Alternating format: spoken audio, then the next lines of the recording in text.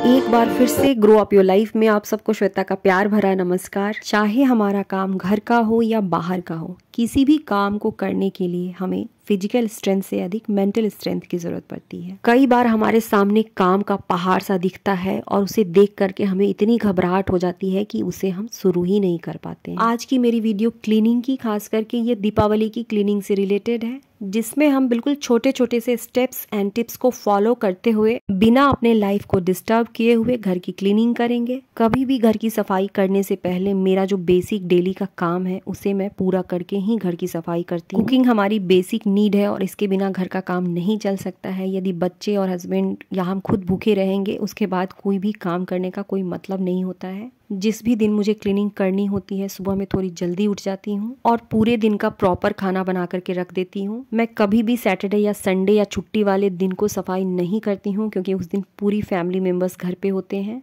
आज भी मुझे क्लीनिंग करनी है, तो सफाई वाले दिन मेरा सबसे पहला स्टेप यह होता है कि पूरे दिन का प्रॉपर खाना बना करके रख देती हूँ। मैंने यहाँ पर चावल, दाल, सब्जी सब कुछ बना लिया है। सब्जी मैंने थोड़ी सी ज़्यादा ही बनाई है ताकि ये रात में भी चल जाए। किसी भी काम को करने का मेरे ख्याल से ये सबसे बेहतर तरीका होता है कि उन्हें छोटे छोटे हिस्सों में बांट दिया जाए। पूरे घर की क्लीनिंग कभी भी मैं एक साथ नहीं करती हूँ। यदि टाइम रहा तो पूरे एक कमरे की क्लीनिंग कर देती हूँ और उतना भी समय नहीं रहा तो केवल एक कॉर्नर की ही क्लीनिंग कर देती हूँ। सफाई हमेशा ऊपर के वॉल को क्लीन करने से शुरू करती हूँ। लगभग सभी गवर्नमेंट क्वार्टर में इसी तरीके से नेट वाली विंडो होती है, तो ये जो विंडो है वो काफ़ी गंदी होती है। इसके लिए मैंने कोई भी महंगी क्लीनिंग टूल्स नहीं रखी है, बल्कि ये पेंट वाली ब्रश रखी है और सच में इससे बहुत ही अच्छी तरीके से क्लीन हो रहा है।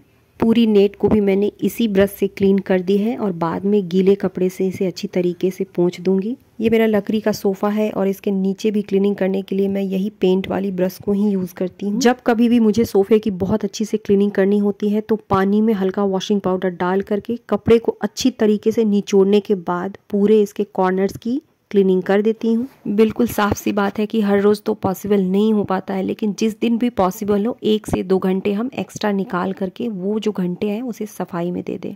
जहाँ भी मुझे सफाई करनी होती है सबसे पहले मैं वहाँ पे पूरी तरीके से चीज़ों को हटा देती हूँ, उसे पूरी तरीके से खाली कर देती हूँ।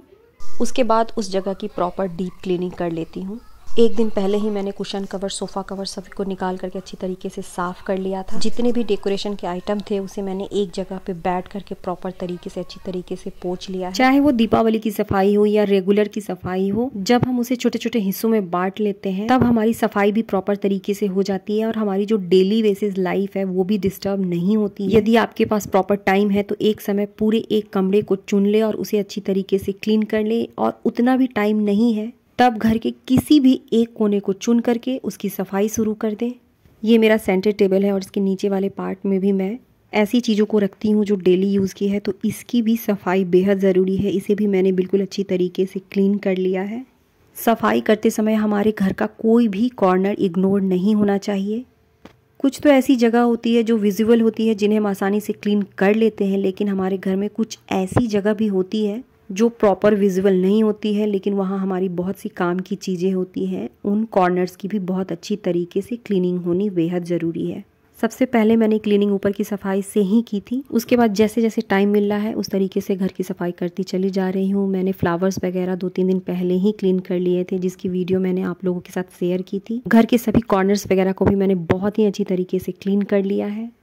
लिविंग रूम के आगे वाले पार्ट की सफाई बहुत अच्छी तरीके से हो गई है। सभी चीज़ों को मैंने प्रॉपर तरीके से सेट कर दिया है। उसके बाद अब इस कॉर्नर पे आई हूँ। ये मेरा बड़ा सा ट्रंक है जो मेरे लिविंग रूम में ही रहता है। समय समय पर इसके भी सजावट को चेंज करती रहती हूँ। लंच मैंने पहले ही बना रखा है, जिसकी वजह से मुझे कोई टेंशन नहीं है कि लंच बनानी है। बच्चे आ भी गए तो बहुत आसानी से उन्हें निकाल करके दे दूंगी। नीचे फ्लोर पर भी कहीं कहीं दाग धब्बे रह जाते हैं, जिसे मैं हार्पिक से ही क्लीन कर लेती हूँ। बहुत अच्छी तरीके से क्लीन हो जाता है। एक दिन में मैंने केवल अपने एक कमरे की ही सफाई की है। जब कभी भी काम को छोटे छोटे हिस्सों में डिवाइड कर लेते हैं तो वो काम हमारे लिए बेहद आसान हो जाता है। भूख लग चुकी है, अब खाना खाने जा रही हूँ। ये नेक्स्ट डे की वीडियो है। बच्चों को स्कूल भेजने के बाद मेरे पास में बहुत समय नहीं था, क्योंकि मुझे कहीं बाहर भी जाना है, तो मैंने आज अलमीरा की क्लीनिंग को चुना है। इसके लिए मैंने अपनी अलमीरा को अच्छी तरीके से खाली कर दिया है, पूरी तरीके से इसे खाली कर दिया है। खाली करने के बाद इसके एक एक कॉर्नर्स को मैंने अच्छी तरीके से पोंछ लिया है ताकि इसमें कहीं भी धूल नहीं रहे। अलमीरा को खाली करने के साथ साथ मैंने घर में जहाँ भी कपड़े रख रखे थे उन सभी जगहों से कपड़े को निकाल लिए। सबसे पहले जो कपड़े पहनने वाले हैं उन्हें एक तरफ फोल्ड करके रखा है और जो नहीं पहनने वाले हैं उसे एक तरफ रख दिया है। इनमें से तनिष्क के कुछ ऐसे छोटे कपड़े हैं जो किसी को दिए जा सकते हैं, उसे भी मैंने एक तरफ रख दिया है।